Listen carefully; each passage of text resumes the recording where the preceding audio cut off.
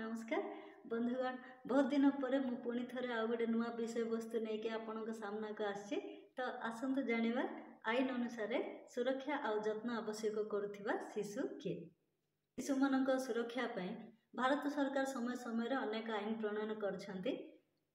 सेमिति आपणकर 2000 मसीह भारतीय parliament juvenile justice care and protection of children act enact करथिले।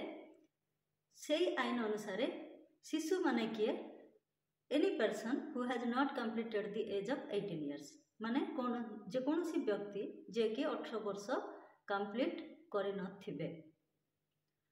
निर्भया केस परे पुणी थरे 2015 मसीह juvenile justice care and protection of children act amend हैला आ एमेंड हैला परे आउ केतेटा स्पेशल प्रोविजन ऐड करा गेला।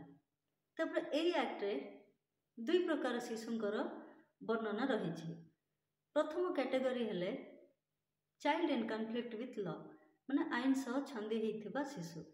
सेकंड कैटेगरी हेला child in need of care and protection माने सुरक्षा और जत्न आवश्यक करथिबा शिशु।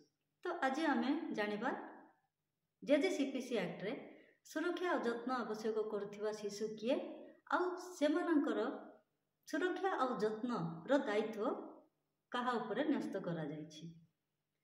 तो जेजेसीपीसी रो सेक्शन 2 सबसेक्शन 14 रे 12 प्रकार शिशु माननको सुरक्षा और जत्न आवश्यक करथिबा शिशु भावे परिगणित करा जायछि।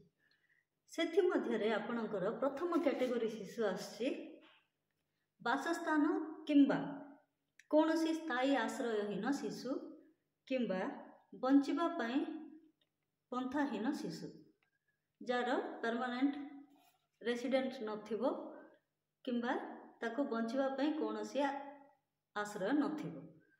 सेकंड कैटेगरी शिशु आसिला भिक्षावृत्ति किंबा शिशु श्रमिक प्रथारे लिप्त होई रहिथिबा शिशु किंबा पथभ्रांत शिशु माने street children child labour then beggars child beggars ए तीनटा कैटेगरी सेकंड कैटेगरी रो शिशु।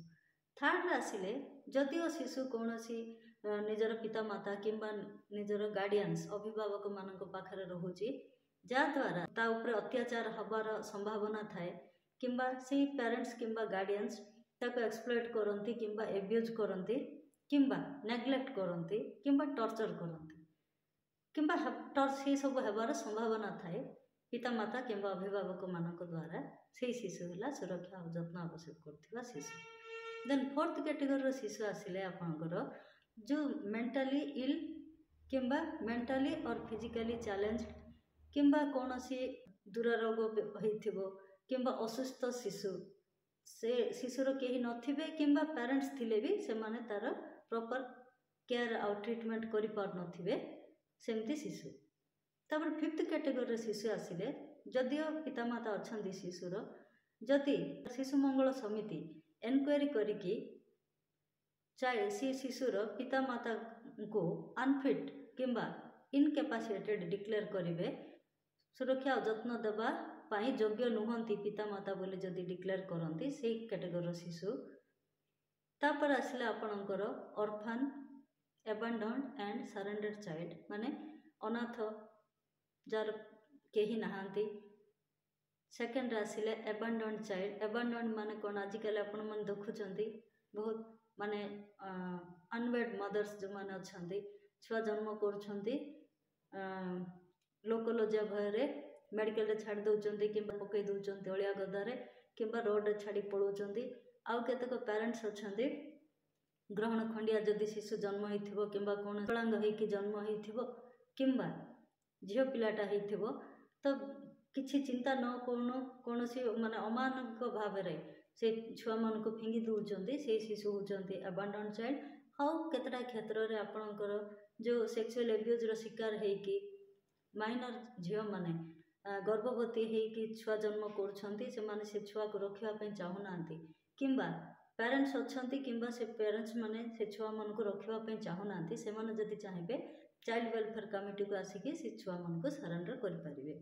एई तीनटा कैटेगरी शिशु माने सीएनसीपी चिल्ड्रन। तापर आसिले आपणकर मिसिंग एंड अनएवेल चिल्ड्रन माने निरुद्दिष्ट एवं घर पलैथिबा शिशु माने। तापर आसले यौन शोषण शिकार होइथिबा पीड़ित आउ पीड़िता माने जो माने कि 18 वर्ष रु कम। आजिकल आपण देखिबे ड्रग ट्राफिकिंग रे छोट छोट छुआ मन को यूज करा होची। तापरे निशा सेवन करछंती छोट छोट पिला माने। तो से छुआ मन को मध्य सुरक्षा आउ जत्न दरकार खराब बाटरू भल बाट को आनिया पय। नेक्स्ट आसिले केतक व्यक्ति अछंती अनकंसनेबल गेन पय निजर सुविधा पय छोट शिशु मान को काम यूज करके निजर बेनिफिट पय। तो से शिशु मान जदि रेस्क्यू हेबे से माने सुरक्षा और जत्न आवश्यक करथिबा शिशु। तापर आसिले अपन आर्मड कॉन्फ्लिक्ट आउ सिविल अनरेस्ट आउ नेचुरल कैलामिटी रे अफेक्टेड छुआ माने बन्या बात्या किंबा युद्ध रे जो शिशु मानकर पिता माता मृत्युवरण करछंती किंबा से कारण जो माने एफेक्ट होचंती आउ सुरक्षा और जत्न आवश्यक करछंती। तापर आसिले बाल्य विवाह रो रेस्क्यू होइथिबा झियो माने किंबा बाल्य विवाह हबार संभावना रो थिबा विक्टिम माने से माने होचंती सुरक्षा और जत्न आवश्यक करथिबा शिशु। तो एई मानकर सुरक्षा और जत्न care protection treatment and rehabilitation करिवार दायित्व होची आईन अनुसार child welfare committee. Child welfare committee होची गोटे क्वासी जुडिशियल स्टैट्यूटरी बॉडी जे कि एनक्वायरी माध्यम रे शिशु मानकर प्रॉपर रिहैबिलिटेशन केमती करिवो सीडब्ल्यूसी रो दायित्व। तो बंधुगण आज क्लास एतिकी एमती नुआ नुआ सब्जेक्ट जानिया आपण मो चैनल को लाइक करंतु सब्सक्राइब करंतु जदि सब्जेक्ट भल लागुची शेयर करंतु। धन्यवाद।